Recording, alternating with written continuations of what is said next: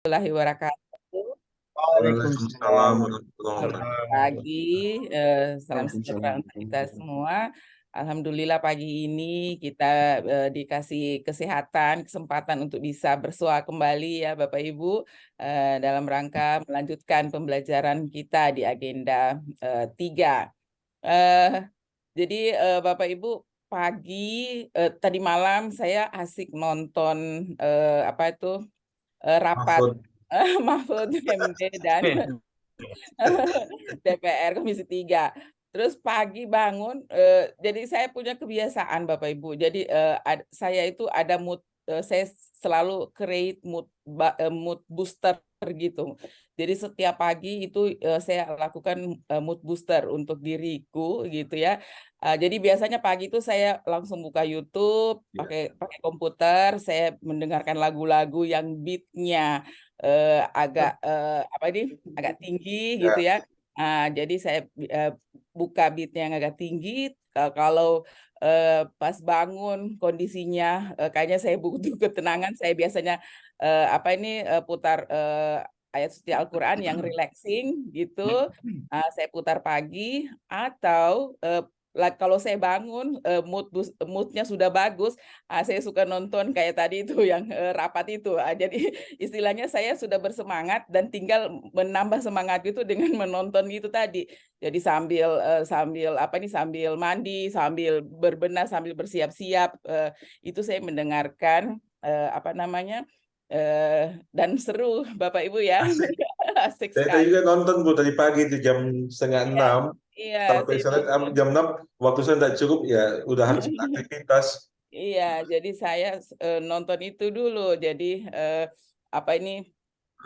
saya suka nonton karena berkenaan dengan materi juga kan Bapak Ibu. Ini manajemen keuangan negara ini ya. Jadi ada Benar Bu. Iya, iya. kena juga dengan manajemen resiko, fungsi-fungsi pengendalian ya kan.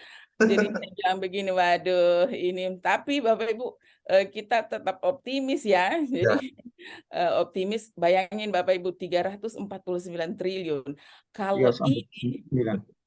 Iya, 349. Kalau uang ini Pak diusut dan benar begitu ya. Kemudian pasti ada dan penyitaan aset segala macam dan itu uang bisa kembali ke kas negara. Bisa naik itu sampai tunjangan ini Pak. Makanya gitu. Jadi Betul. saya berpikirannya itu ini mudah-mudahan bisa kembali ke kas negara. Banyak sekali kan uang itu Pak. Jadi bayangin bisa kembali ke kas negara dan itu bisa diperuntukkan salah satunya pastinya untuk kesejahteraan pegawai. Ya, siapa tahu ini bisa ini saya sudah berdoa terus ini mudah-mudahan ini ketemu ini barang ini ya. Pokoknya transaksi yang mencurigakan itu bisa kembali normal ini. Ada terlalu banyak ini tikus orang ini Pak. Tikus kecil sampai yang tikus besar. ada semua. Ada semua. Saya bilang luar biasa ini. Tapi saya sangat bersyukurnya kalau dulu-dulu kan Bapak Ibu kalau ada case seperti ini jarang yang dipublikasikan ke publik. Jadi kita Iya. ada langkah untuk transparansi publik kan gitu. Jadi saya sangat senang. Jadi kita tahu apa yang terjadi dengan negara ini. Kan kalau dibandingkan Pak banyak sekali negara-negara yang kolaps gara-gara manajemen keuangannya tidak bagus kan. Ya, banyak lah ini Pak. Kayak Semua Sri Lanka. berawal dari Rafael Bu. Ya, Berawal dari Rafael. menunjuk ya Tuhan Para pembuka tunjukkan ya jalan. Tuhan tunjukkan cara bahwa it's something wrong with the budgeting process in Indonesia gitu ya kayak seperti itu. Dan dari case itu akhirnya muncullah ini mungkin Bapak Ibu semuanya mengikuti. Ada yang tidak mengikuti Bapak Ibu case ini? Kayaknya semua ikut deh. Menarik untuk diikuti Iya. masalahnya. Bukan untuk Sangat kepo sih Bu, bukan untuk kepo. Tapi sama ternyata ya Allah begitu rupanya negara iya, kita diomong-omong sama. betul sekali. Jadi tapi ini bagus ini cepat, maksudnya segera untuk ditindaklanjuti gitu Pak kan ini semua bergerak. Apalagi kalau sudah publik yang pasang DP teropong semua pasti Betul, akan cuman saya begini Bu, kalau di angka 300 sekian T itu, dan itu kan tidak mungkin melibatkan satu dua orang. Oh iya, pasti pasti banyak itu pada banyak. akhirnya itu akan win-win solution, nantinya tidak akan tuntas seperti Pak Rafael punya Iya, tuntas.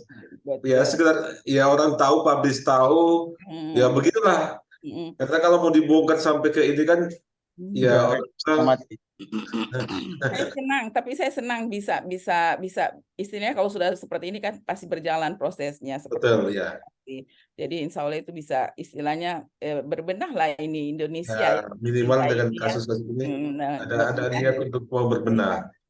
Iya, jadi kalau kita membandingkan keadaan negara kita dengan negara lain, wah, ini kita masih beruntung gitu ya. Kalau orang Indonesia itu kan selalu banyak bersyukur Bapak Ibu ya. Jadi selalu bersyukur jadi kayak Untung kayak untung kayak Sri cuma Lanka. 300 T, apalagi kan Jangan Bapak Ibu kayak krisis Sri Lanka yang tahun kemarin kan ya Bapak Ibu ya, yang negara kolaps itu ya. kolaps. Jadi itu negara kolaps karena itu manajemen keuangan negaranya yang tidak betul-betul amburadul, yang akhirnya semua masyarakatnya itu, bayangkan di kantor imigrasinya itu Bapak Ibu, itu mereka cetak paspor banyak-banyak untuk warganya, disuruh ke luar negeri semua warganya. Diterbangkan ke luar negeri untuk dia cari uang di luar negeri untuk kirim ke Sri Lanka. Lebanon seperti itu ya, yang itu yang negara-negara banyak lagi Pak, negara-negara kolaps ya, yang apa ini manajemen keuangannya yang sangat buruk. Termasuk kalau di Afrika negara Burundi Bapak Ibu ya, negara Betul. Burundi itu Dan negara kebanyakan di daerah-daerah ini Afrika, iya Amerika Latin, iya. Jadi apa negara ini ketiga lah. yang ya memang apa ini eh, yang itu angka korupsinya juga sangat tinggi. Nah, itu kalau keuangan ya pasti lari-larinya ke korupsi, sehingga ya itulah kacau balau lah suatu negara karena manage keuangannya yang tidak bagus dengan manajemen resiko tadi ya, pengendalian penggunaan anggaran keuangan itu yang tidak bagus gitu. Kita selalu berdoa Bapak Ibu ya, Indonesia itu makin hari makin bagus ke depannya karena kita Indonesia diprediksi menjadi negara yang adidaya ya, menjadi negara yang adidaya karena memang Indonesia ini surga Bapak Ibu, cuman itu tadi Pengelolaannya belum maksimal.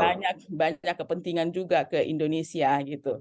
Jadi kita lah orang-orang di dalam ini yang istilahnya gini, efektivitas negara dibanding ditentukan oleh efektivitas pengelolaan keuangan di daerah masing-masing ya. Daerah itu dibagi lagi ada OPD-OPD-nya, OPD-nya ada lagi bidang-bidangnya. Jadi itu semua berantai gitu sampai ke atasnya, menciptakan nanti bagaimana Indonesia ini betul-betul mampu mengelola sumber daya yang ada ya, including keuangannya, sehingga bisa menjadikan Indonesia negara maju. Dan Indonesia juga diakui dunia kan Bapak Ibu pada saat krisis COVID ya, kita mampu bertahan dalam kondisi krisis itu, dan banyak sekali negara-negara juga kolaps, including Singapura. Kalau insya Allah kita mau ke Singapura nanti, itu Singapura itu sudah teriak banyak gitu pada saat krisis COVID kemarin. Nah gitu ya. Nah itu mereka sangat kesusahan gitu ya, Singapura pada saat itu ya. Sekarang sudah berbenah juga masalah keuangan ini ya, pendapatan, pengeluaran dan sebagainya. Itu Bapak Ibu cerita pagi kita sebelum kita presentasi tugas-tugas. Bagaimana Pak Nurdin? Ya, baik. Tapi Ikut Bu, tapi ya. salah satu juga penyebabnya kalau saya melihat tingkat konsumsi kementerian-kementerian tertentu tinggi. Ya, Artinya apa? Opornya terlalu tinggi sehingga hal-hal yang tidak diinginkan bisa terjadi, apalagi di daerah kementerian yang vital seperti ya, Kementerian Keuangan. ya, Kira seperti itu. Jadi kemarin-kemarin itu I'm so proud of Sri Mulyani ini. Saya sangat bangga terhadap beliau ini di dalam pengelolaan keuangan. Tetapi munculnya kasus ini, bangga Langsung. saya turun levelnya gitu. Maksudnya saya seperti ini. Jadi ilfil Bu, ilfil. Jadi ilfil karena walaupun ini masih dalam pengusutan ya, Tapi gitu kan ya. bisa kita ambil, kita Ya. bisa bilang jebol juga kasihan Bu Sri. Iya, jadi bayangin sebagai seorang leader, seorang Ya. manajer di manajer puncak di Kementerian Keuangan gitu, fungsi pengendalian itu Bapak Ibu ya. Jadi Internalnya nggak bagus jadinya. pengendalian kalau kita belajar Ya. manajemen resiko kan Bapak Ibu ya, Bu Fitri ya, Ya.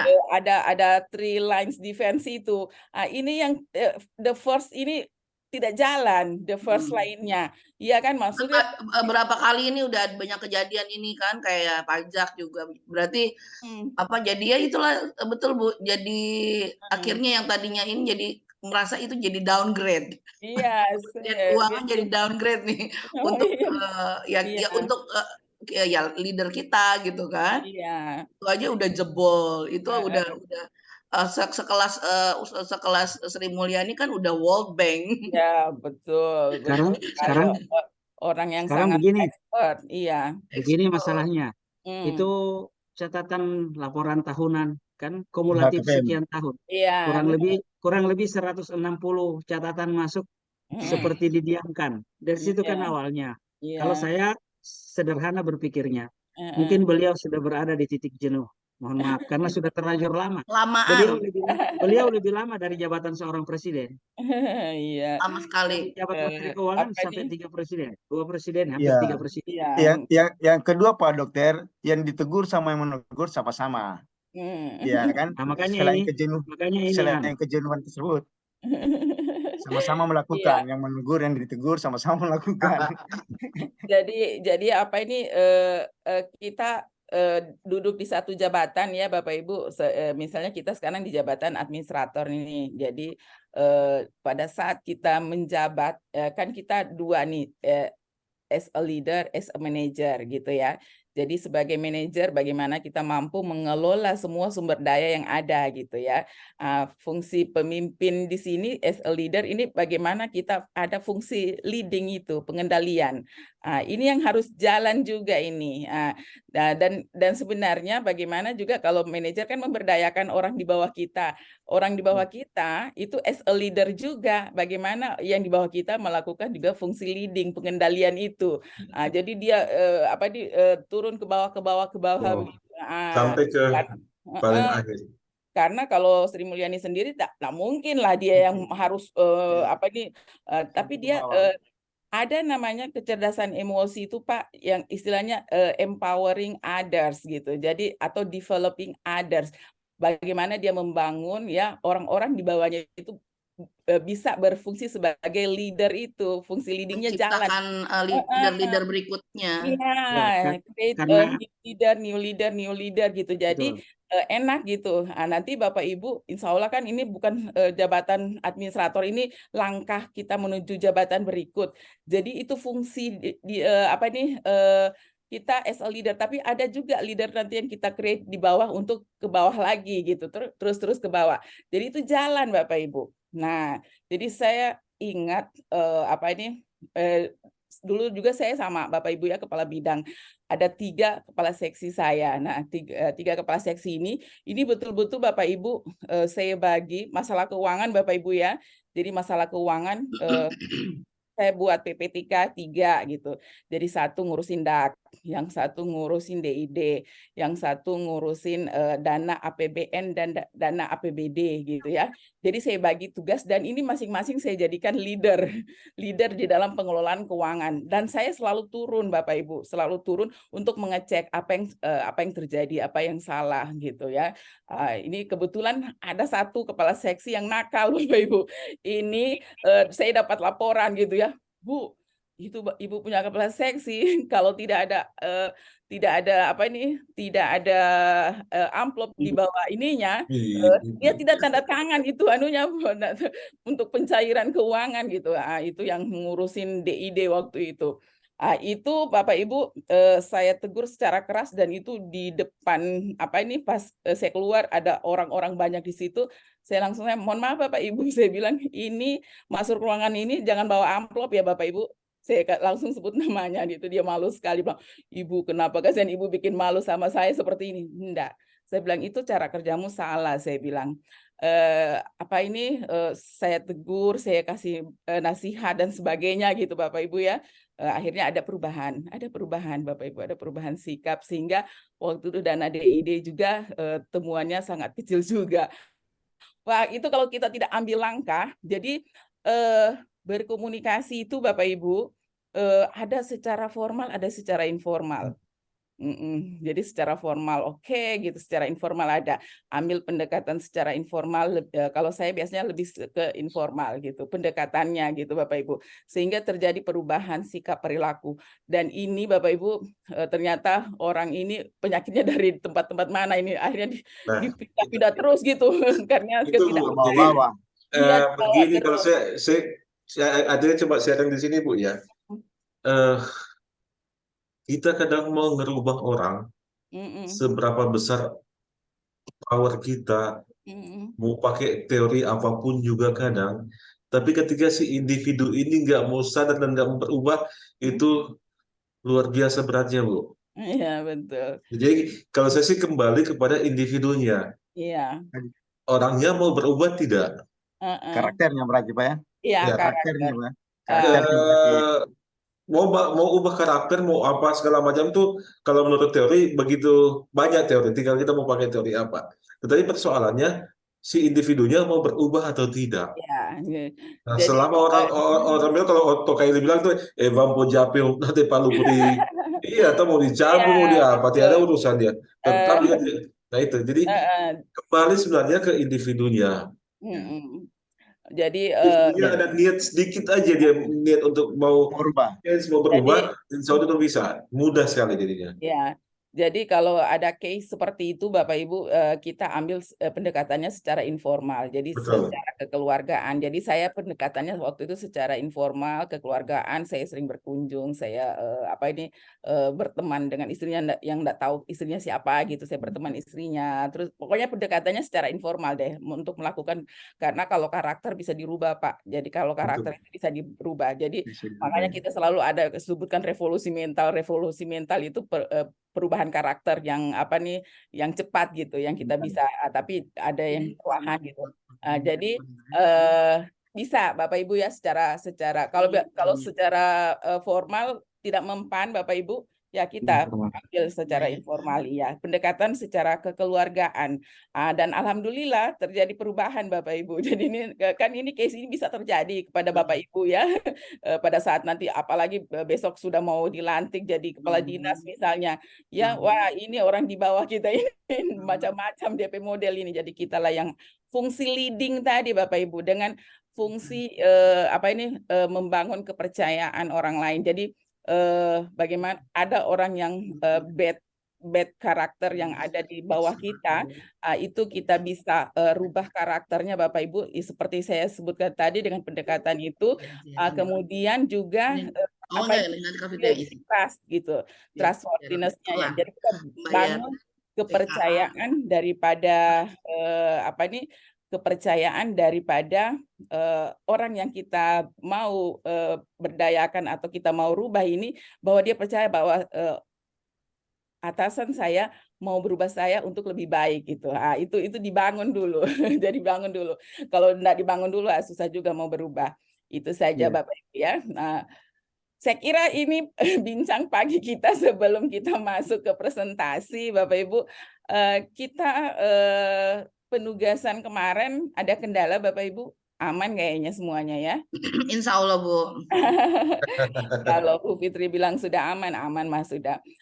Jadi teknisnya Bapak Ibu, karena kita waktunya hari ini 2 jam pelajaran ya, insya Allah kita sampai setengah 10 berarti ya Bapak Ibu ya, kurang lebih 1 jam lagi kita selesai. Nah, saya menginginkan kita presentasi individu dulu, baru kita ke kelompok. Ini berkenaan dengan tugas individu yang melihat potensi, bagaimana jejaring. Biasanya Bapak Ibu, kalau yang kemarin ya itu materi-materi jejaring itu adanya di agenda 2. Agenda 2, cuman kayaknya agenda 3 juga dimasukkan juga untuk masalah jejaring berhubungan dengan hubungan kelembagaan Bapak Ibu. Nah, silahkan siapa dulu yang Bapak Ibu yang Boleh, mau? Bu. Bu Fitri, silakan. Pak Koko tugas Kak Fitri ya. Tapi nggak tahu sih Bu, ini tahu salah tahu nggak ya. Cuma berusaha membuat ini aja. Tapi saya bikin seperti pakai matriks ya Bu. Boleh, silakan. Jadi ini terfikirkan saat ada komplainan Bu. Ini apa namanya yang rencana aksi perubahan saya.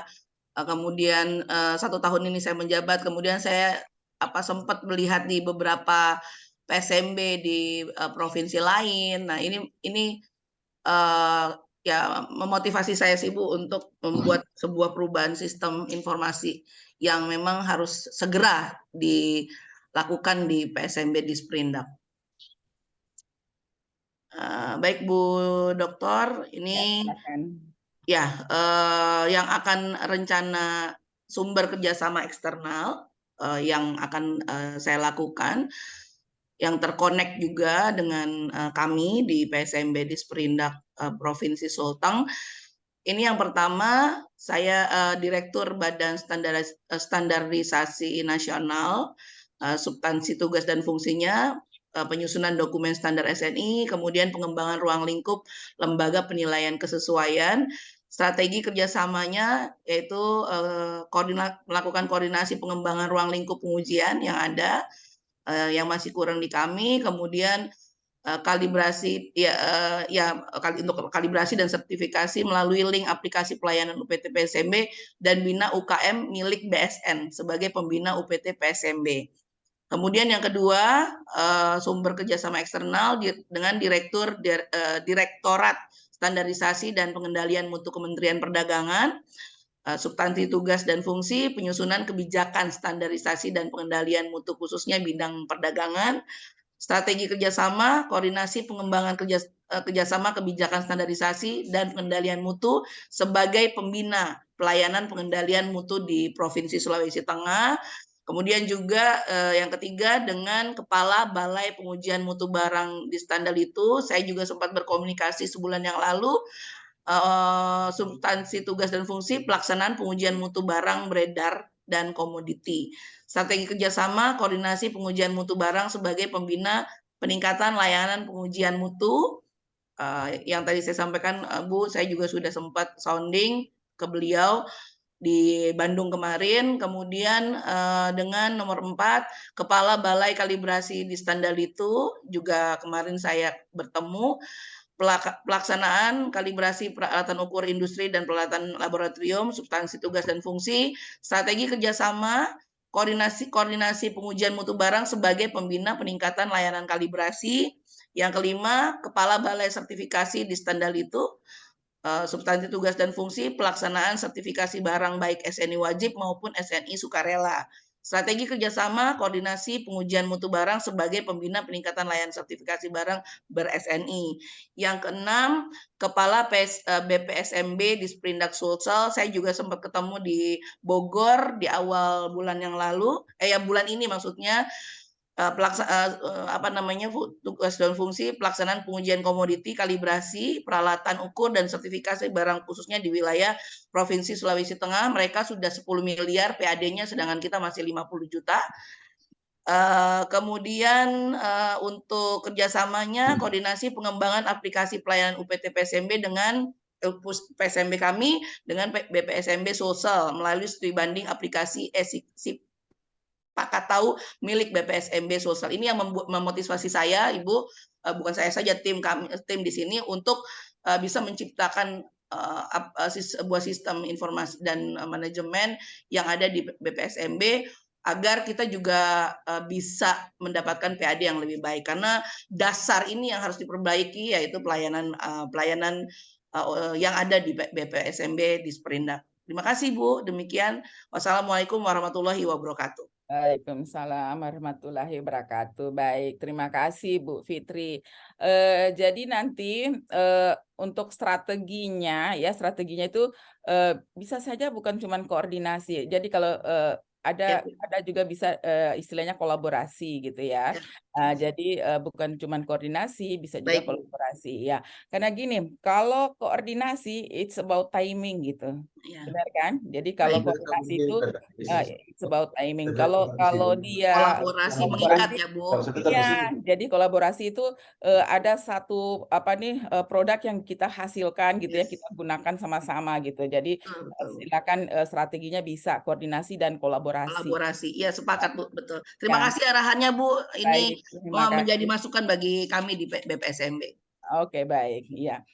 Oke, baik. Terima kasih Bu Fitri. Jadi Baik, semoga Bu Dokter. ya, ini rencana sudah mau ke arah aksi perubahannya ya. Nah, sudah. Oke, jadi nanti tinggal masing-masing peran tugasnya itu ya lebih detail lagi. Jadi ada koordinasi, tapi masing-masing juga ada apa sih peran mereka, hasil yang dari mereka untuk kita gitu ya, seperti itu. Boleh nanti Makanya insya Allah Bu, awal bulan besok saya coba matangkan untuk persiapan ini sebelum masuk ke klasikal. Iya. Saya Saya akan bertemu dengan direktur-direktur yang terkait dengan yang tadi saya sampaikan, Bu. Oke, baik. Kemudian kan setelah ini ya, setelah selesai materi agenda 3 kan itu teman-teman Bapak Ibu semua mau masuk ke komitmen bersama tuh, ya kan? Jadi kalau ini sudah istilahnya sudah ada bahan kita, jadi saya harapannya 10 orang ini sudah punya bekal nih yang mau dibawa pada saat kita berbicara untuk membangun komitmen bersama. Jadi surat dukungan gitu juga ya, Bu ya? Ya, surat dukungan. Kalau di situ kan sudah kita tahu bahwa yang ini nanti dia mendukung dalam hal apa, misalnya dalam hal finansial dari segi ini. Jadi masing-masing itu jelas itu dukungannya seperti apa. Bukan hanya sekedar saya sebagai kepala mendukung, tapi dukungannya nanti seperti apa gitu ya. Jadi itu akan memudahkan kita pada saat kita nanti melakukan koordinasi, kolaborasi, komunikasinya juga nanti akan bagus nanti insya Allah ya. Baik, Bu. Kemudian nanti setelah ini kan ada pilihan mata pelatihan penunjang gitu ya. Nanti Bapak Ibu silakan kaitkan dengan mata pelatihan penunjang yang mau kita bekal kita yang bisa menunjang nanti aksi perubahan kita ya. Baik, Bu Dokter. Oke, baik. Terima kasih Bu Fitri sudah mengerjakan tugasnya. Siapa lagi yang mau tampilkan tugas individunya? Silakan. Boleh saya, Bu? Ayo, Bu. Oke, Oh ya, silakan. Ini Parman. Afandi dulu. Ayolah, Ya, orang terima kasih, Pak Ampana Ketua. dulu. Ya, Ampana ya. Oke, silakan. Terima kasih, Bu. Iya. Sebentar saya siapkan dulu. Siapa kok?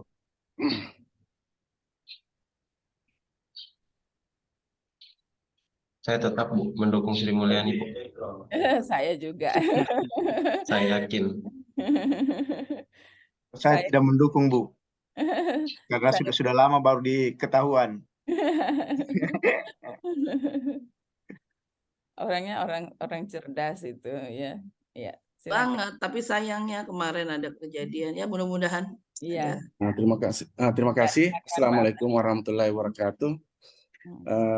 Ini Bu yang saya angkat berdasarkan tugas individu yang diberikan kemarin adalah saya mengangkat tentang identifikasi pihak eksternal yang memiliki potensi kerjasama dalam penyusunan rancangan peraturan daerah tentang pajak daerah dan retribusi daerah.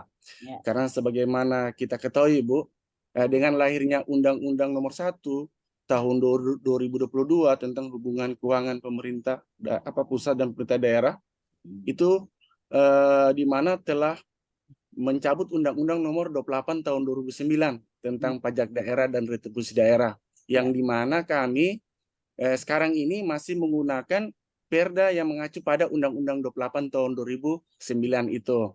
Nah, kemudian di dalam Perda kemarin kita ini masih terpisah-pisah, pajak daerah sendiri, retribusi di masing-masing OPD.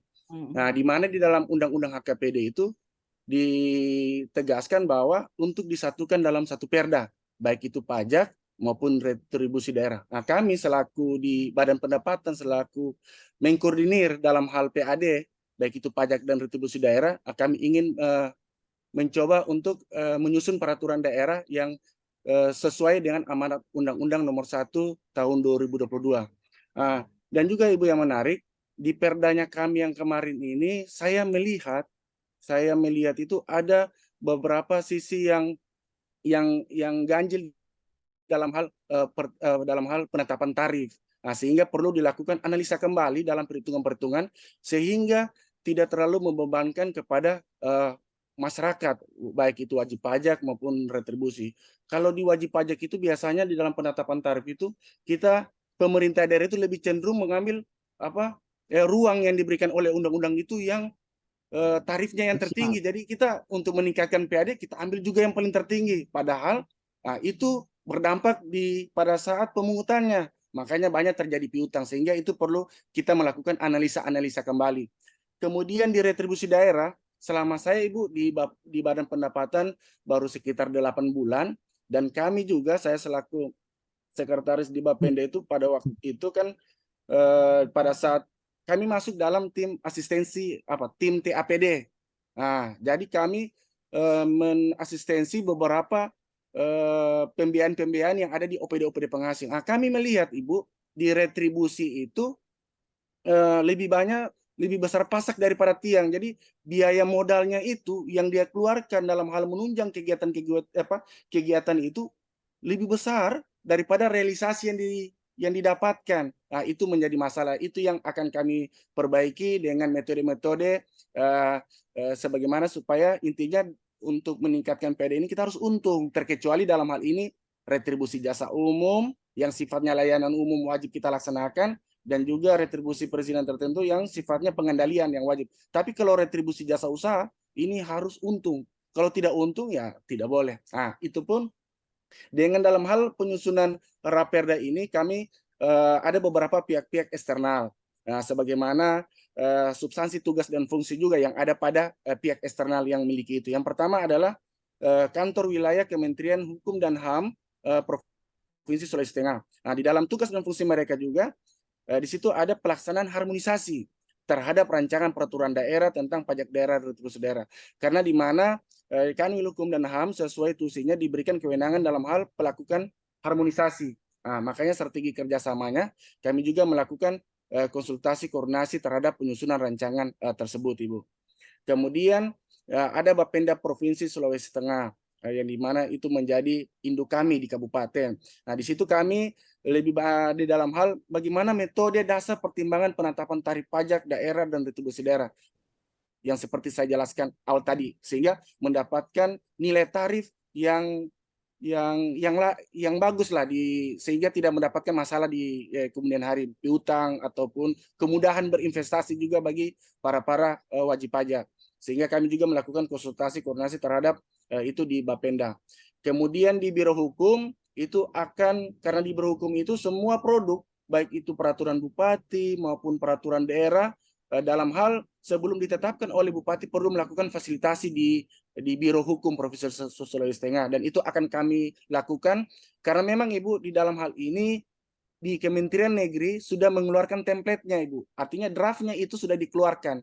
Jadi kurang kita mengisi bagaimana metode-metode perhitungan baik itu tarif pajak dan retribusi. Jadi kita sudah tidak lagi menyusun kayak macam di Undang-Undang 28 kita tiap-tiap daerah berbeda-berbeda. Tapi sekarang ini sudah sama, ada template yang diberikan. Kemudian bagian hukum kita juga melakukan asistensi dengan di bagian hukum. Kemudian ini yang paling ini Ibu yang perangkat daerah penghasil. Pak Koko, perangkat daerah penghasil ada beberapa dinas-dinas yang teknis dalam hal retribusi itu. Jadi di sini kami bersama-sama dengan mereka dalam hal penyusunan tarif, baik itu pajak daerah dan retribusi daerah. Di dalam strategi kerjasama itu bagaimana kami bisa bersama-sama dengan mereka bisa memberikan informasi terhadap data retribusi daerah berupa bagaimana data potensinya, jumlah wajib retribusinya, bagaimana biaya modalnya, sehingga itu menjadi dasar dalam perhitungan-perhitungan tarif nanti. Kemudian dari serangkaian kegiatan-kegiatan tadi dari pihak eksternal, bagaimana kerjasamanya kita, kami juga akan melakukan dengan adanya era transformasi digital sekarang ini, kami sudah melakukan beberapa mempercepat inovasi strategi paling efektif meregulasi dengan cara memanfaatkan teknologi digital, Ibu. Nah, teknologi digital ini dapat digunakan untuk membuat semacam platform atau komunitas online. Jadi teknologi yang kita manfaatkan sehingga walaupun mereka ada di Palu, di Biro Hukum ataupun di mana saja, kita bisa mendapatkan informasi-informasi untuk bagaimana di dalam hal penyusunan tarif ini supaya bisa maksimal dalam hal itu. Nah, mungkin itu Ibu, saya berharap bisa mendapatkan masukan dari Ibu Ya, dalam baik. hal kegiatan ini. Terima Ya, baik. kasih. Assalamualaikum warahmatullahi wabarakatuh. Waalaikumsalam warahmatullahi wabarakatuh. Baik, terima kasih Pak Afandi. Jadi Bapak Ibu semua, kalau berbicara untuk kerjasama potensi gitu ya, kan tujuannya bagaimana pendapatan pajak ini meningkat. Jadi tidak lebih besar biaya operasionalnya. Jadi biaya operasionalnya misalnya 10 juta, pajak yang masuk 5 juta, tekor dong gitu ya. Jadi bagaimana caranya ini? Betul kan Pak Afandi ya? Siap, Ibu. Ya, jadi bagaimana kita menggunakan low cost gitu ya, jadi cost yang rendah gitu, tapi kita dapat ada kelebihan untung gitu ya, jadi ada berpikir efektif dan efisiensi di situ. Nah, jadi sudah bagus ini Pak Afandi, tinggal nanti begini, untuk kita punya stakeholder, Bu Fitri juga, jangan hanya dalam lingkup pemerintahan, kita pikirkan juga masyarakat swasta. Oke, Bu. Karena kita di sini juga kerjasama dengan swasta kan, bagaimana kita mendapatkan layanan dan mereka juga mendukung apa yang kita buat. Ini juga Pak Afandi, boleh Pak Afandi nanti masukkan juga potensi kerjasamanya dengan pihak swastanya, maksudnya yang pembayar retribusi ini, Wajib pembayar pajak. retribusi ini. Iya, wajib pajak. Apakah itu dia di dalam bentuk grouping, maksudnya misalnya asosiasi pengusaha apa gitu ya, seperti itu. Jadi mudah kita nanti berkomunikasi. Itu masukan karena gini, Baik. pada saat Anda menentukan retribusi dan sebagainya, kemudian mereka tidak tahu ya, kemudian Anda teriak-teriak bayar pajak, wah ini apa yang kalian lakukan gitu. Tapi kalau kita sudah melibatkan mereka di awal, itu mereka udah tahu. Oh ini seperti ini nanti, seperti ini. Oh nanti ada digitalnya. Oh nanti bayarnya pakai QRIS saja misalnya, gitu kan? Kayak yang kemarin yang quote saya itu yang Oh quote iya, terakhir. perbankan ya Bu ya, bisa ya digandeng ya. Perbankan Atau Bank masuk. Indonesia dengan krisnya. Iya, QRIS-nya. Jadi Bapak Ibu tidak perlu turun untuk menagih-menagih, ya, Betul. menagih-nagih. Jadi bisa masukkan itu perbankan kerjasamanya. Bagus ya, harus pakai itu sekarang Ibu. Iya, Betul. jadi kita Karena bikin cashless. Ibu Fitri sudah era ada digitalisasi, jadi semua serba digital. Pembayaran lihat digital. Iya, Betul, jadi kita Pak. bisa bikin. Lupa saya, benar. Cashless. Untung Ibu kasih tahu. Jadi Terima kasih Bu. Terima Ide kasih, yang Bu. bagus Bu. Iya, jadi nanti Bapak Ibu pada saat misalnya ya Bapak Ibu bayangin ya, jadi ini yang kemarin ada yang penarikan retribusi pasar itu ya, yang Kota Palu kemarin kebetulan. Itu kemarin peringkat 5 loh, peringkat 5 dia ngurusin retribusi. Peringkat 5 untuk aksi perubahannya dalam rangka peningkatan kinerja organisasi. Jadi dibikin low budget gitu untuk penagihan itu ya.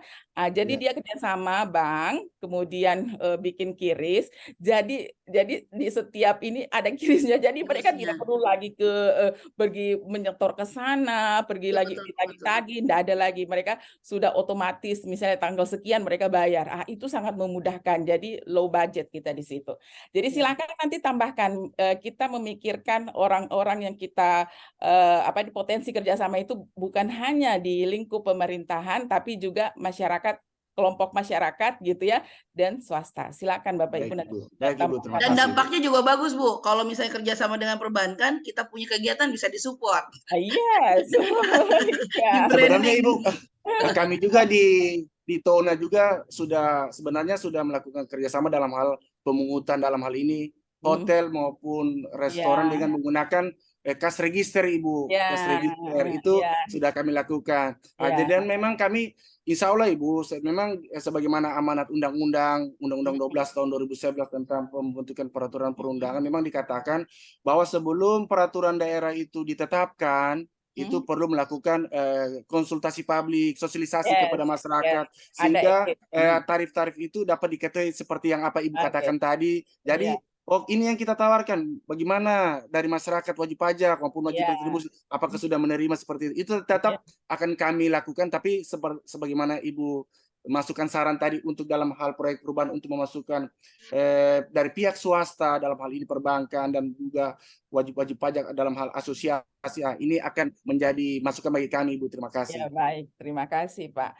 Jadi nanti pada saat Anda nanti membuat implementasi ya, khususnya materi agenda 3 ini dalam pelaksanaan aksi perubahan nanti, Bapak Ibu nanti silakan nanti menambahkan yang seperti dan bisa dipikirkan lagi, mungkin oh iya bisa saya tambahkan ini lagi misalnya ya, silakan. Jadi kita menganalisis potensi-potensi kerjasama itu yang memudahkan kita di dalam pemberian layanan Bapak Ibu. Ya, silakan nanti dipikirkan lagi. Oke, siapa lagi yang mau tampilkan tugas individunya? Pak Rahman ya tadi. Saya Bu Vina. Bu Dora dulu ya. Suten Saya- dulu, Suten. Oke deh, Bu Dora, silakan. saya Bu Dora. Ibu Cia ya? Ibu Cia duluan tadi, Bu. Oh, Bu Cia. Ya, Ibu Cia saja dulu. Oh, Ya, Bu Ibu Cia. Ya, silakan Bu Fauzia. Terima kasih Bu Dora. Ya. Assalamualaikum warahmatullahi wabarakatuh. Salam. Ya, saya langsung saja Bu Ya. dengan tugas ini yang diberikan, yaitu mengidentifikasi pedestrian yang memiliki potensi kerjasama. Sebelumnya saya sampaikan, salah satu tugas kami di protokol yaitu mengatur giat pimpinan. Kami melakukan giat pimpinan apapun itu pelayanannya, kami sudah terukur, diikat aturan yang ada. Tidak seperti yang mungkin OPD-OPD lain ya, bisa melakukan suatu gebrakan tanpa kita berpegang pada suatu aturan. Tapi kami di protokol beda lagi Bu. Kami harus melakukan tindakan dalam hal ini baik pimpinan daerah yang akan berkunjung, kami diperintah ataupun diikat yang ada aturan yang ada. Maka di sini kami ada 1.1 sampai 5 ini, yaitu pembinaan pengawasan ya dari Menteri, dalam ini Mendagri, juga pembinaan pengawasan kerjasama daerah secara teknis dari Menteri atau pimpinan lembaga pemerintah non kementerian teknis, juga ada pembinaan pengawasan kerjasama daerah oleh perangkat daerah yang dilaksanakan oleh kepala daerah. Dalam hal ini Bapak Gubernur dan juga Gubernur.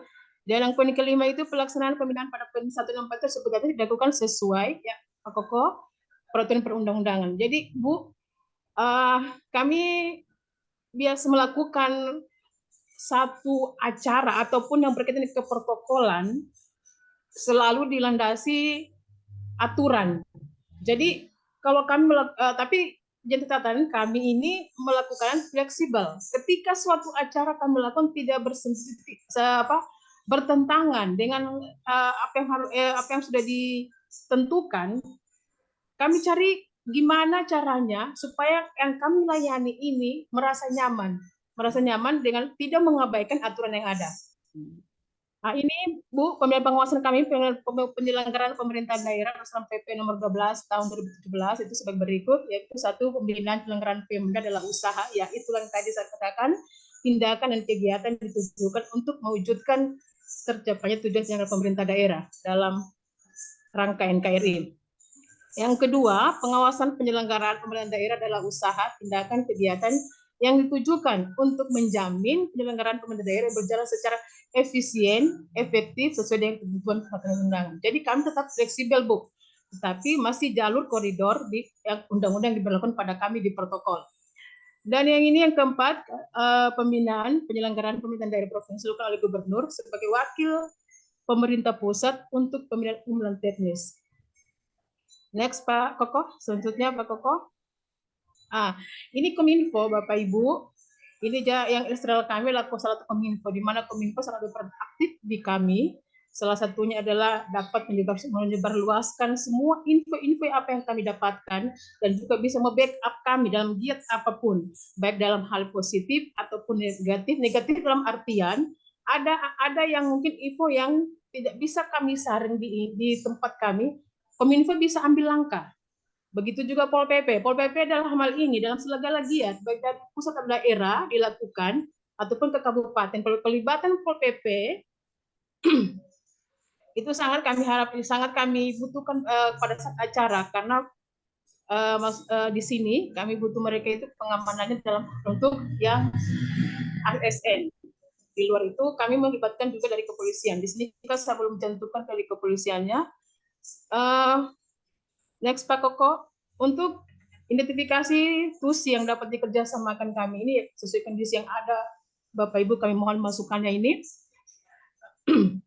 Selama ini kami di protokol, Bu, sudah melakukan lewat aplikasi, ada namanya aplikasi kami itu APIM, administrasi pimpinan, itu kami lakukan. Namun pimpinan kami, berbagai karakter pimpinan harus kami bisa mengadaptasi ke mereka. Satu pihak pimpinan kami bukan saya mau bilang ini alergi ya atau apa ya. Pimpinan kami sangat-sangat tidak familiar sama aplikasi. Beliau itu yang sukanya tampilnya manual. Jadi kami dari sini saya mungkin harus kolaborasi mungkin Bu ya. Kolaborasinya begini Bu. Kolaborasi sistem aplikasi yang sudah ada kami padukan dengan yang manual. Manual di sini mungkin saya ambil contoh ya. Mungkin saya harus pakai video visual ataupun infografi seperti papan. Yang itu sangat, kalau di pimpinan sekarang itu sangat familiar. Kami pernah serahkan sama beliau, apakah kita pakai aplikasi ini atau yang ini. Jadi beliaunya disambutnya, saya hanya mau yang manual. Oke, jadi kami dari protokol, bagaimana kami melayani pimpinan ini agar beliaunya nyaman dan juga mudah memahami apa yang kamu sampaikan sama beliau ini. Jadi itulah kami dengan kami padukan ini, kolaborasinya ini, aplikasi ini sama yang sistem manual, hingga timbullah dilahirkanlah ide-ide itu dengan video visual ataupun infografis itu semacam papan yang kembali zaman dulu lah Bu, kita tempel di dinding. Tapi saat kami berlakukan itu, alhamdulillah gayung bersambut, lancar-lancar saja, tidak ada kendala. Cuma yang sekarang yang terjadi sekarang justru di OPD-nya. OPD-nya begini maksudnya Bu, OPD-nya. OPD ini kemarin kan kami sudah membuat juga satu surat resmi dari pimpinan diturunkan ke seluruh OPD dalam rangka penertiban, dalam rangka untuk nyamannya pelayanan pimpinan. Kami disurati itu untuk penyelenggara acara ataupun melakukan giat apapun yang melibatkan pimpinan tertinggi di Sulteng, mohon untuk dikoordinasikan ke kami, dalam hal ini protokol, Biro Akpim. Ternyata kesininya masih ada juga OPD yang nakal. Nakalnya begini Bu, ini karena mungkin pertimbangan mereka di OPD ini, gubernur kami kan dimanapun ditemui, beliau layani orang, di warkop bisa, dimanapun. Jadi mereka, disitulah kesempatan itu mereka gunakan, meminta Pak Gubernur atau Wakil Gubernur untuk hadir di acara tanpa prosedur yang tadi kita berikan. Di situ kami tidak terlewatkan lagi untuk protokol ini. Jadi tapi kami tetap setelah dengar yang begitu ada di pemberitahuan dari ajudan bahwa ada ini permintaan ini lewat Bapak lewat individu, jadi kami sudah langsung menyesuaikannya langsung, makanya itu yang main lagi manual lagi Bu. Ya, jadi mungkin di sini Bu, saya mohon masukannya Ibu dan juga teman-teman, saran koreksi. Jadi ini yang kami susun Bu, strategi kali ini Bu. Dari tadi hal-hal yang kami sampaikan inilah yang kami butuhkan. Salah satu Kominfo, perakasannya Kominfo, Pol PP. Dan ini rencana kerjasama kami. Kami di protokol Bu, dalam menghasilkan suatu kerjasama, kami tidak harus melakukan MOU. Ya, di protokol. Karena kami sudah terukur dengan aturan yang ada. Tapi kami bisa fleksibel Bu, menyesuaikan tempat. Gitu. Sama sampai inilah seperti kerjasama kami Bu. Oke. Sampai di lanjut Pak Koko. Iya, sampai di laporan kami ini, Bu. Oke. Demikian Bu, mohon arahannya, masukannya, koreksinya Bapak Ibu. Assalamualaikum Baik. warahmatullahi wabarakatuh. Waalaikumsalam Selamat warahmatullahi pagi. wabarakatuh. Pokoknya saya sudah bisa membayangkan itu kerjanya Bu Cia itu ya. Karena ini style pimpinan daerah yang berubah, pimpinan daerah baru stylenya beda gitu, yang kita yang harus bisa menyesuaikan diri tetapi masih dalam jalur peraturan keprotokolan gitu Bapak Ibu ya, khususnya untuk Bu Cia. Bu Cia mungkin bisa masukkan saat apa ini untuk kerjasamanya, tadi kan Bu Cia sampaikan bahwa banyak OPD yang nakal. OPD itu masukkan satu sebagai grup stakeholder. Jadi kita Siap, ya. ya, jadi kan ada Kominfo, ada Pol PP, kita masukkan karena banyak kegiatan OPD yang melibatkan pimpinan daerah kan, maksudnya dia harus datang di situ gitu ya, membuka acara ya macam-macam lah itu ya kegiatan OPD itu, dan tugas Bu Cia yang harus memastikan bahwa kegiatan itu sesuai dengan keprotokolan ya, sesuai aturan keprotokolan yang ada. Keprotokolan ini kan masalah tata tempatnya gitu ya. Jadi bagaimana caranya kita menempatkan seorang pimpinan daerah berada di satu ruang ruang kegiatan dan sebagainya. Nah, masukan OPD boleh tambahkan, kemudian juga bisa juga mungkin gini, kalau kita berbicara tentang fungsi pengendalian ya, itu ASPRI-nya masukkan juga Bu. Jadi kita stakeholder itu bisa individu, bisa grouping. Bapak Ibu ya. Jadi kalau stakeholder itu bisa individu, bisa grouping. Jadi kalau misalnya OPD, Ibu tidak perlu menyebutkan 50 sekian OPD ya. Cukup saja di situ organisasi perangkat daerah, lingkup Pemda Sulteng udah. Individu boleh. Nah, jadi istilahnya gini, kita mampu menjalin kerjasama potensinya bahwa bagaimana semua ini bisa sesuai koridor. Kalau Bapak kan misalnya ditemui dimanapun dia, nanti ada undangan di sini, oh iya nanti saya datang, nanti ketemu ya hari Kamis. Sudah. Iya, Ini betul, Bu. yang bagian protokol bingung. Nah, fungsi kendalinya adalah di ASPRI, kan gitu. Nah, ya kan? Nah, itu controllingnya di situ. Nanti tinggal kita di istilahnya gini, pembuatan jadwal temu dan sebagainya itu kita termasuk timing mengatur waktunya, Bu Cia ya. Benar kan? Ya. Jadi bisa tambahkan lagi, bisa lagi dipikirkan siapa-siapa semua ini yang mampu kita bekerja sama nanti sehingga kita di keprotokolan ini mampu bekerja bagus gitu, sesuai aturan yang ada. Bisa ya, Bu Cia ya. Nanti tinggal Siap, Bu. Makanya Bu, siap ya. Ya, silakan. Jadi Kak dulu siapa? Pak siapa? Aduh lupa saya namanya. Lupa saya, ada dulu yang di bagian humas juga, siapa ya, lupa, laki-laki. Ridwan ya? Mungkin ya di dia. Siapa Bu Cia? Pak Yang Ridwan. ngurusin. Iya, Pak Ridwan. Pak Ridwan. Temannya Pak Sarif Hussein itu, Bu. Iya. Temannya Bapak itu, Bu. Iya, oke deh. Gitu ya, Bu Cia ya. Temannya Bapak itu, Bu. Sudah itu. Jadi Siap. nanti Ya, tinggal diperdalam lagi nanti untuk strateginya, strategi kerjasamanya seperti apa ya, Bu Cia nanti ya. Jadi kalau misalnya kita tidak mampu secara digital lewat pimpinan daerah di ASPRI-nya, controllingnya di situ bisa gitu ya Bu Cia nanti.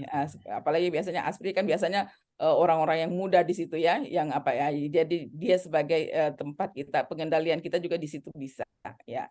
Jadi nanti silakan nanti Bu Cia dipikirkan lagi siapa-siapa lagi yang bisa kita libatkan ya di dalam aksi peningkatan kinerja kita khususnya di bidang Bu Cia. Terima kasih. Siapa lagi kira-kira yang mau tampil tadi? Ya. Bu Dora ya. Bu Nona. Boleh satu pertanyaan ke Ibu Cia.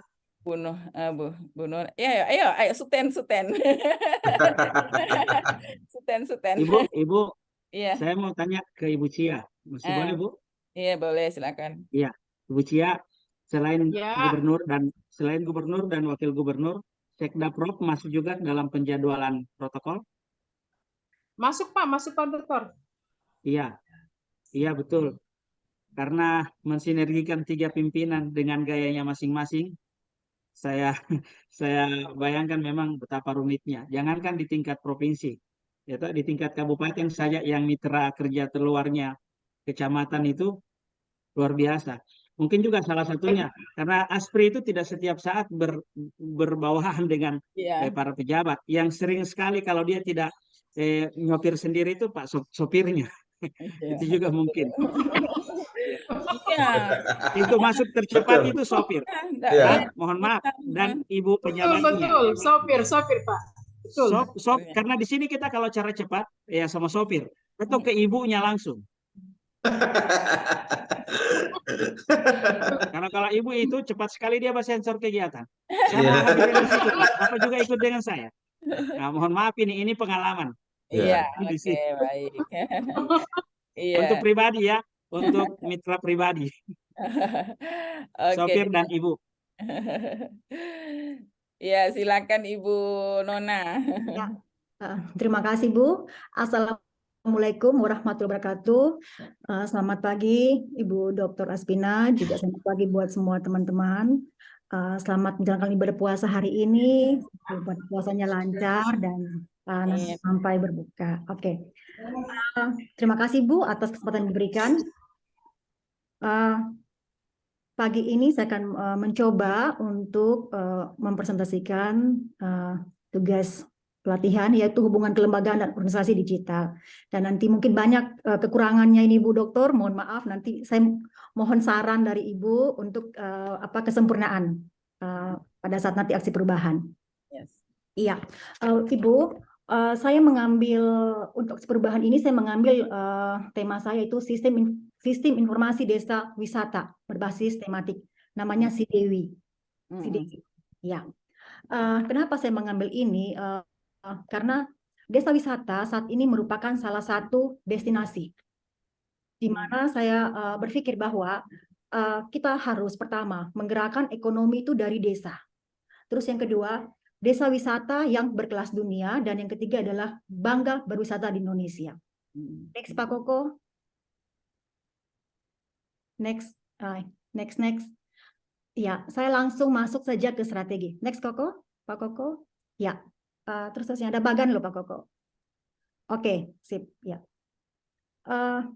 Ini adalah kerjasama strategis yang akan saya bangun dengan beberapa pihak eksternal. Yang pertama itu ada dari Kementerian Pariwisata dan Ekonomi Kreatif, yaitu dari Direktur Tata Kelola Destinasi. Mereka memang yang membinangi masalah desa wisata. Terus yang kedua Kementerian Desa, di mana juga di situ terlibat untuk pengembangan desa wisata. Juga ada dari Bappenas untuk program dan pendanaan dari Bappenas. Terus juga ada stakeholder dari eksternal itu Dinas Pariwisata Donggala. Kemudian ada pemerintah desa, yaitu kepala desa yang bertanggung jawab di lokasinya masing-masing. Kemudian ada konsultan desa wisata. Saat ini, Ibu, sekedar informasi bahwa kami mempunyai desa wisata yang masuk 75 terbaik dari Anugerah Desa Wisata Indonesia. Dari 7.000 desa wisata dari seluruh provinsi di Indonesia, kita terjaring itu 4.000 yang bersaing. Nah, kemudian 4.000 yang bersaing itu lolos 500. Ini untuk 2023. Lolos 500, kita masuk 8 untuk Sulawesi Tengah. 8 desa wisata. Kemudian terjaring lagi 300. 300 yang masuk terbaik, kita lolos lagi di 5. 5 desa wisata yang masuk. Kemudian untuk 75 terbaik, ini otomatis akan mendapat kunjungan dari Pak Menteri untuk dia melakukan visitasi.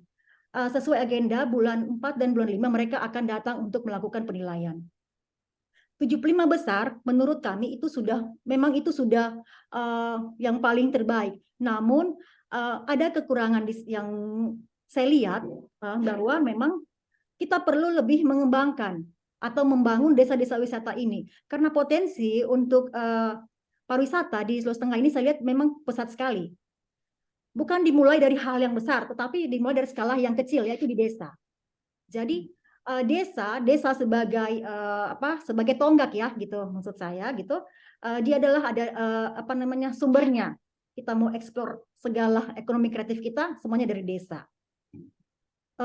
Saya sudah komunikasi dengan dari pihak kementerian juga dari pihak desa, dan ini ada beberapa rencana kerja akan kami buat Ibu, melakukan penjajakan dan membuat rencana yang kerjasama, terus tindak lanjut, dan penandatanganan penyusunan rencana kerja, persetujuan dan verifikasi. Terus ada juga rancangan naskah kerjasama, terus ada pelaksanaan dan monitoring dan evaluasi. Saya tadi sempat mendengar Ibu sampaikan kepada masukan kepada Ibu Fitri, dan saya juga senang Bu, jadi saya sudah melihat kekurangan saya sebelum saya presentasi.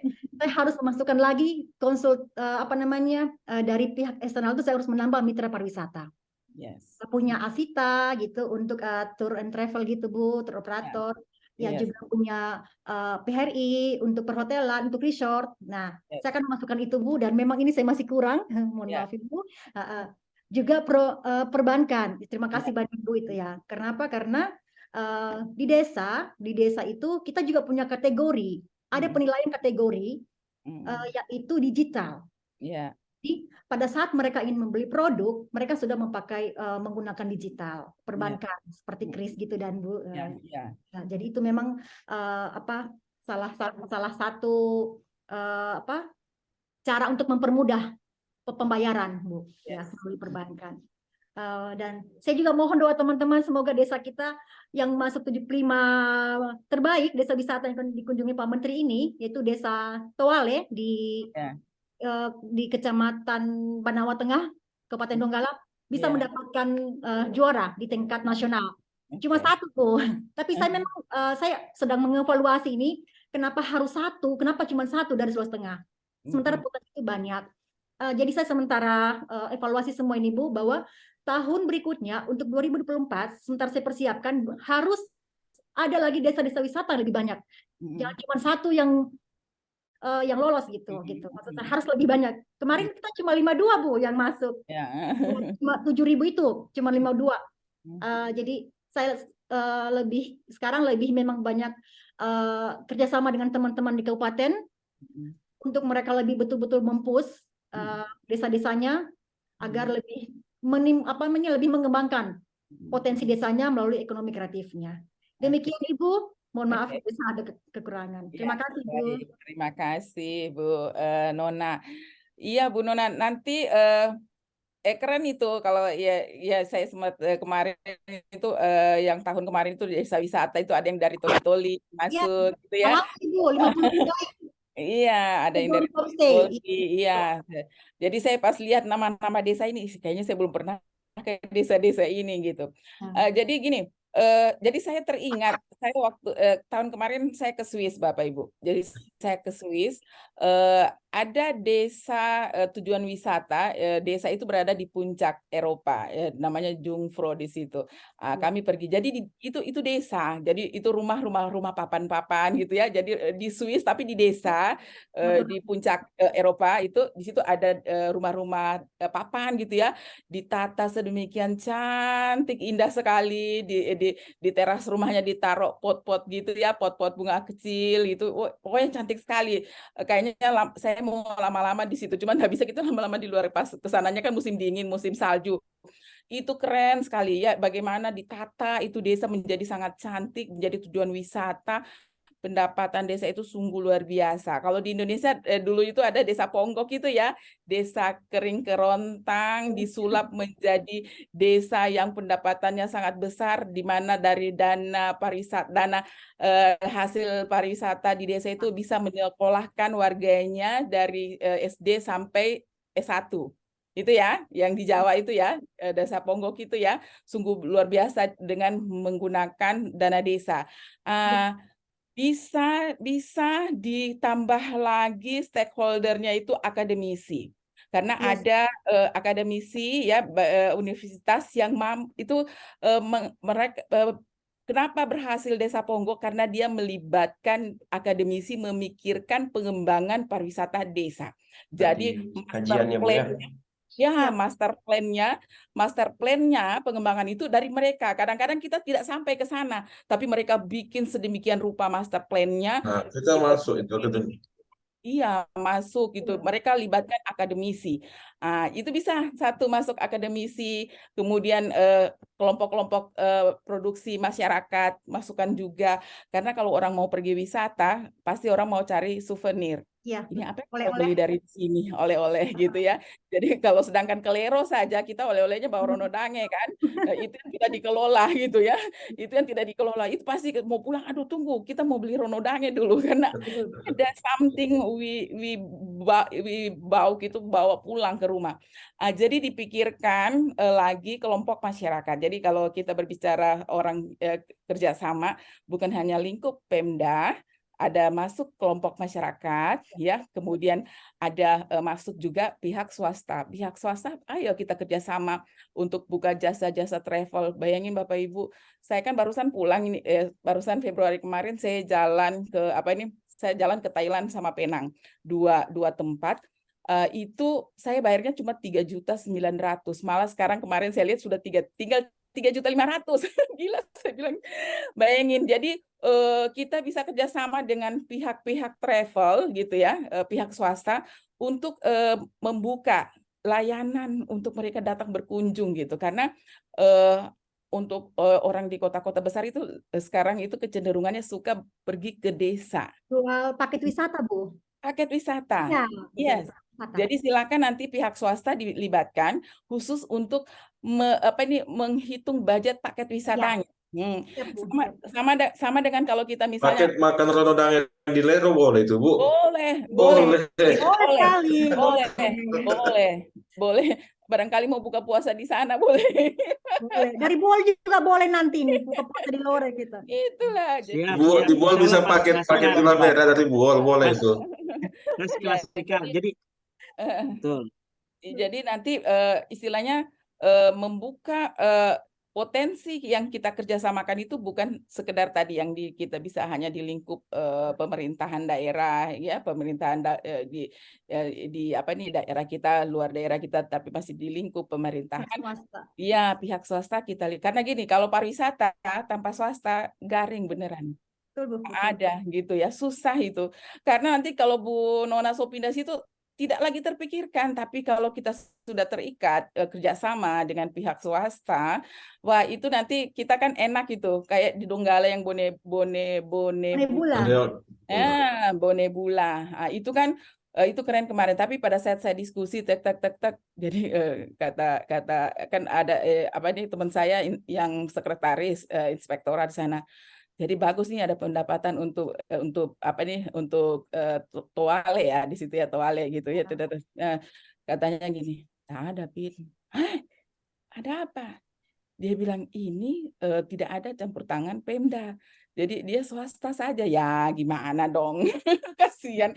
Jadi maksudnya cuman pihak swasta yang menerima hasil di situ karena dia kelola sendiri. Tapi kalau coba kita juga masuk di situ karena pihak swasta yang lebih melihat peluangnya itu.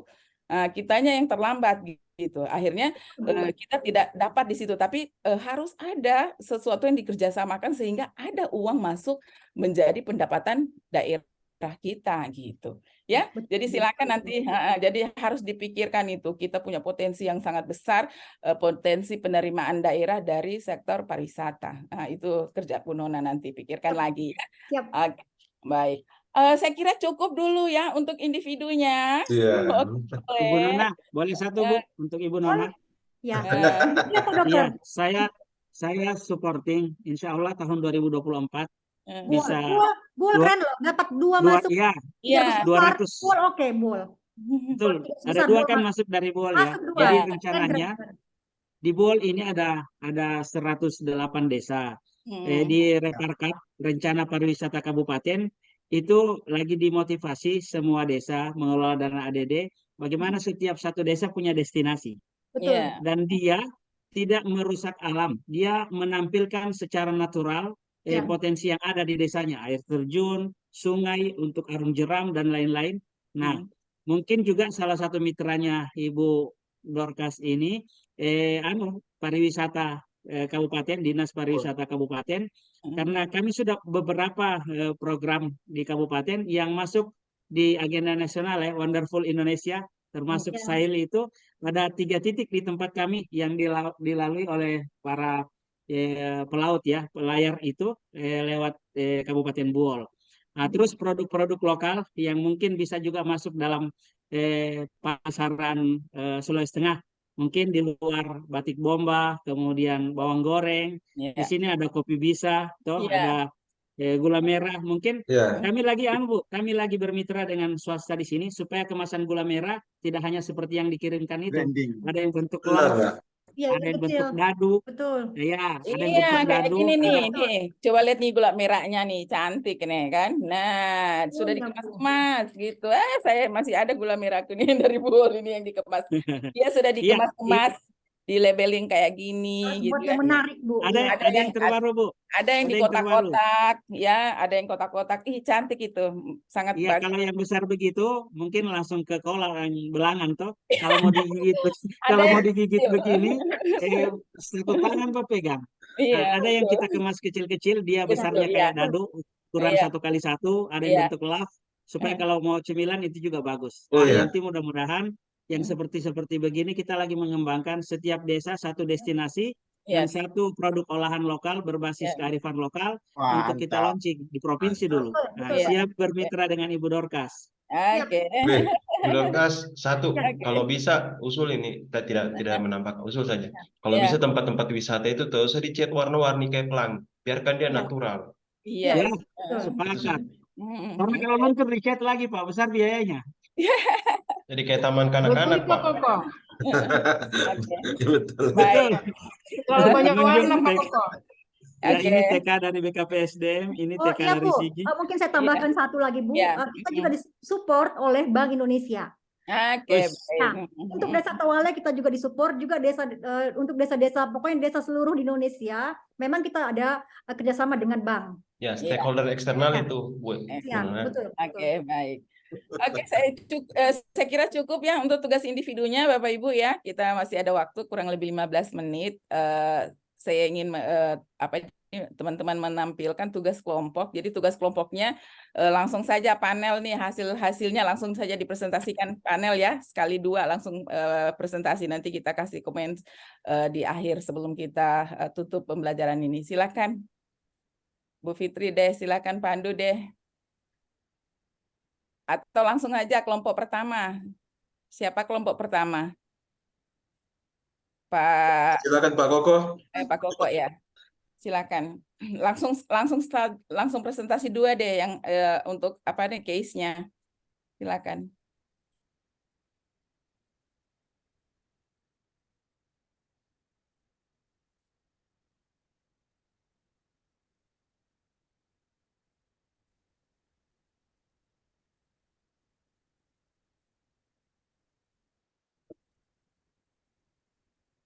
Tapi ini yang kelompok 1, Pak Ya, Rahman. silakan.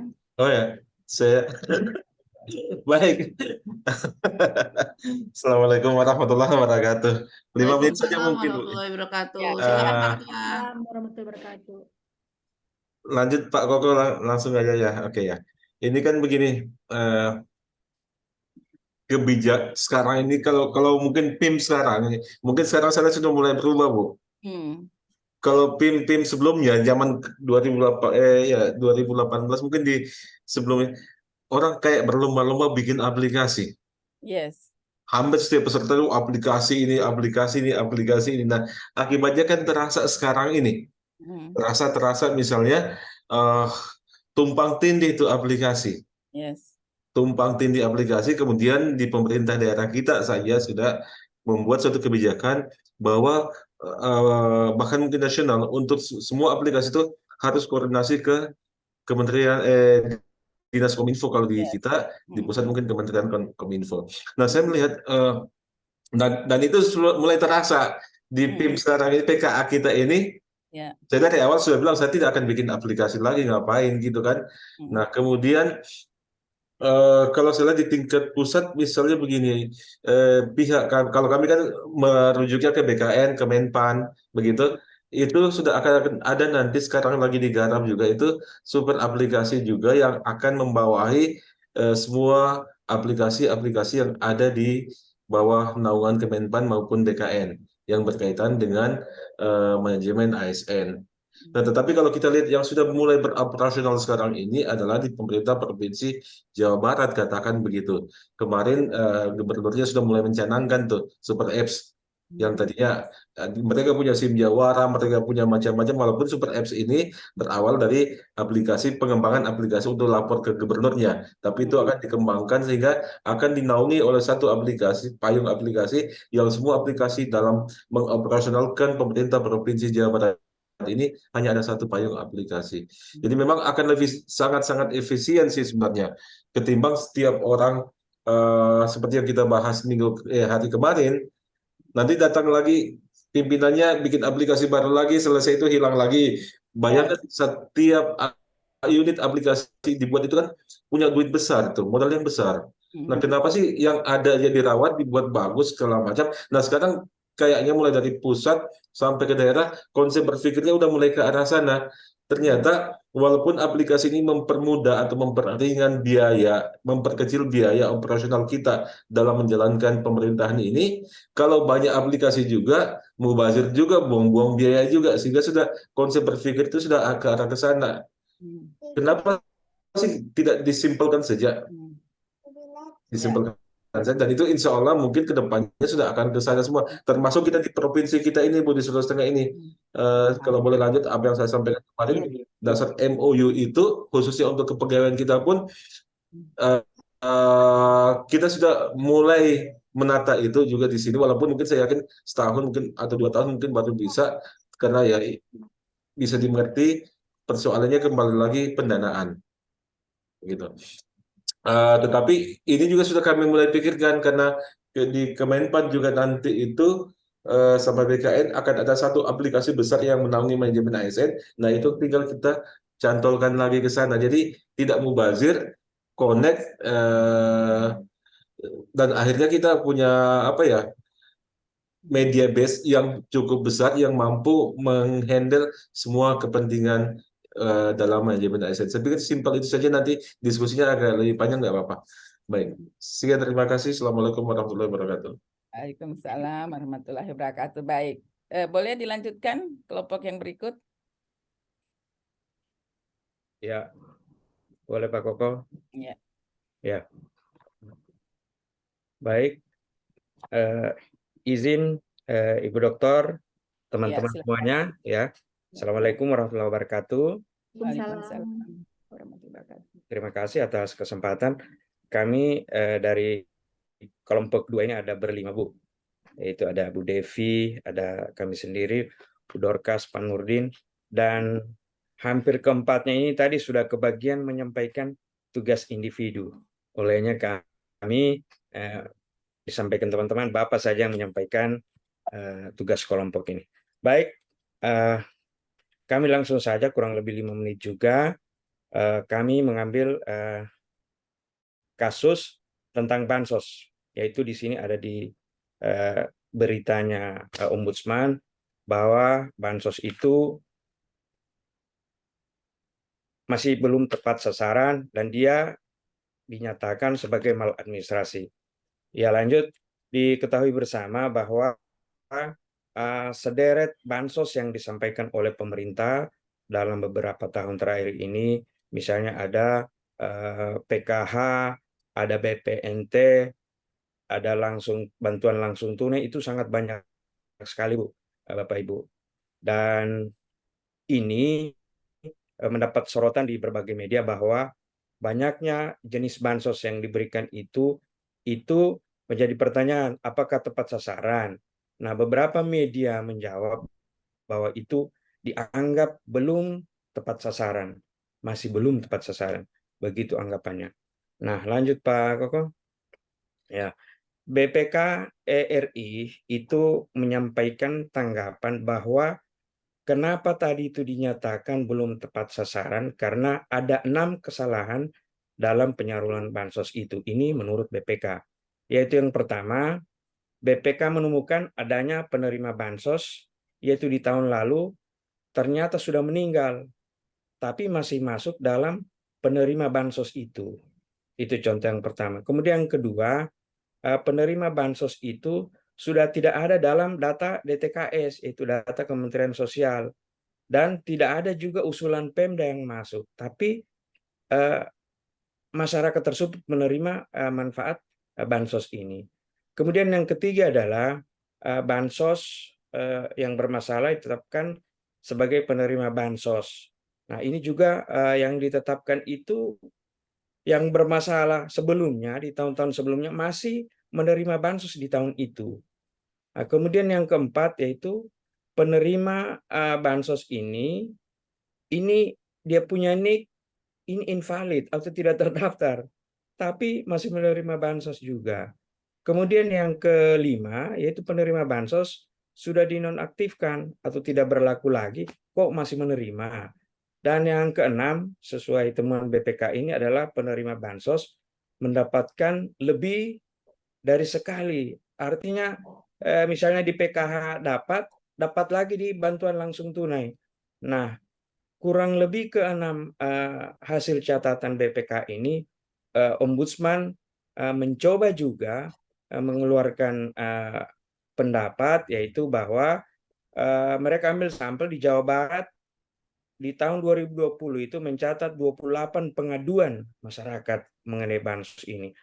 Jadi dengan berbagai jenis pengaduan itu, Ombudsman mencari solusi, mencoba menggunakan metode RCO atau reaksi cepat Ombudsman. Nah, tentunya reaksi mereka yang laksanakan ini sesuai dengan aturan yang berlaku. Dilanjut Pak Koko. Ya, dari sekian banyaknya temuan itu, Ombudsman mengeluarkan catatan resmi atau rilis bahwa menyatakan bansos-bansos itu sebagai maladministrasi. Itu catatannya Ombudsman. Kemudian dari sisi kementerian, yaitu ada yang namanya DTKS, yaitu data terpadu kesejahteraan sosial. DTKS ini juga mencatat bahwa di sini ada kerugian negara itu kurang lebih 6,93 triliun. Ini cukup fantastis jumlahnya ini. Kalau ini dipakai bantuan langsung Bu untuk menyentuh, itu cukup banyak. Ini 2 kali lipat dengan APBD Sulawesi Tengah.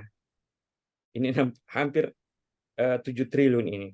Nah, bagaimana bisa dana ini tidak tepat sasaran? Artinya kemungkinan besar DTKS ini tidak memperbaharui data-data yang timbul dari bawah. Misalnya dari berbagai daerah, wilayah-wilayah yang berproses. Mereka tidak mengupdate data-data yang ada. Nah, berikut dari kesemua benang kusut bansos ini pemerintah berupaya yaitu membuat suatu strategi dengan menyusun atau membuat satu aplikasi yang disebut dengan cek bansos. Nah, di cek bansos ini ya sedikit lagi Pak Koko di atas tadi ya. Di cek bansos ini ada 2 fitur yang di dalam aplikasi ini, yaitu ada fitur usul dan fitur sanggah. Jadi di mana isi aplikasi ini ketika ada masyarakat yang mau mengusul bahwa dia layak, dia dapat menginput lagi di dashboard usul itu, di fitur usul dengan menggunakan ID-nya. Jadi dia bisa mengusul langsung dan nanti itu akan diverifikasi oleh tim yang ada di daerah. Kemudian ada juga fitur sanggah. Fitur sanggah ini isinya ketika ada sanggahan misalnya dari masyarakat si A menyanggah bahwa si B itu sudah tidak patut lagi mendapatkan bansos, dia bisa mengusul melalui aplikasi cek bansos ini. Dan yang terakhir, ketika fitur usul sanggah ini dilaksanakan dan ini ini sangat efektif karena apa? Peran masyarakat di sini sudah dilibatkan untuk mengusulkan langsung baik dirinya, keluarganya, ataupun fakir yang layak ada di sekitarnya bisa mengusul melalui ID-nya. Dan apabila ini dilaksanakan dengan maksimal, optimal, dengan berbagai upaya yang dilakukan dengan hati nurani, Bu, kalau kami di sini, ini bisa goalnya adalah membuat masyarakat senang semuanya. Demikian dari kelompok kami, Bu. Terima kasih. Baik, terima kasih. Aplaus dulu dong untuk semuanya. Iya. Iya, jadi terima kasih teman-teman sudah menganalisis kasus. Jadi kasus yang pertama tentang menjamurnya aplikasi ya, dan ternyata setelah dievaluasi Bapak Ibu tidak efektif dan tidak efisien. Ya, efisiensinya Boros, merugikan uang negara boros bahkan. berlebihan dan banyak merugikan keuangan negara. Kemudian jadi inilah fungsi controlling, pengendalian itu Bapak Ibu ya, di manajemen risikonya itu muncul di situ. Bahwa ternyata setelah kita kontrol, kita cek, kemudian kita take action, no ini harus dibawa kendali Kominfo misalnya ya. Jadi kita take action di situ. Kemudian untuk bansos juga seperti itu. Jadi kalau ini sudah ada istilahnya pilih sanggah gitu ya. Wah, ini keren juga. Jadi ini masyarakat kita libatkan dalam controllingnya gitu. Karena jangan, dan orang bisa mendaftar sendiri, pastinya orang ini masih hidup. Iya kan? Karena banyak sekali orang yang sudah tidak selama mati dapat bantuan atas nama ini. Jadi itu controllingnya juga di situ. Wah, ini yang mendaftar berarti masih hidup ini ya orangnya ini. Nah, jadi silahkan nanti ini semua dalam rangka Bapak Ibu meningkatkan efektivitas dan efisiensi. Jadi kita bekerja not just sampai di output tapi sampai di outcome. Tambah lagi deh benefit dan impact-nya. Ya, jadi kita kalau kerja itu ada IPO, OB gitu ya, ada input, ada proses, ada output, ada outcome, ada benefit, ada impact. Jadi berpikir tidak sampai saja di outcome gitu, nanti ada yang terima manfaat gitu, sudah selesai. Tapi apa benefitnya? Ada impact-nya terhadap pembangunan daerah, pembangunan bagaimana IPM meningkat, indeks pembangunan manusianya meningkat, kan gitu Pak, Bapak Ibu ya. Jadi itu semua berkenaan ke sana. Jadi terima kasih Bapak Ibu, nanti insya Allah kita dibatasi waktu ya kalau mengajar agenda 3 ini sebenarnya banyak sekali yang kita mau bahas, tapi ini kita sudah 9.30, jadi kita cukup untuk hari ini, insya Allah kita besok pertemuan terakhir ya, itu jamnya kayaknya siang Bapak Ibu ya. Iya, Jumat siang, lepas ya, Jumat. Jumat jam berapa itu Pak? Jam 1. Jam 1 lewat. Jam 1 sudah selesai Jumatan Bapak Ibu? Pas Belum Jumat. sih, baru keluar sih Bu biasanya. 1.30. Berarti kita Iya, 1:30 masuk, nanti selesainya jam 3. Ya? Iya, betul. Iya, Jadi Bu. kita masuknya 1:30, nanti kita Selesai jam selesai 3. jam 3, pas mau masuk asar gitu kita selesai ya. Ya, Jadi siap. jangan lupa penugasannya. Jadi kita memanfaatkan dengan sebaik-baiknya 2 jam pelajaran itu 1,5 jam gitu ya. Bisa nanti kita tampilkan tugas-tugas kita dan kita bisa tetap diskusi dalam rangka peningkatan kinerja Bapak Ibu ya.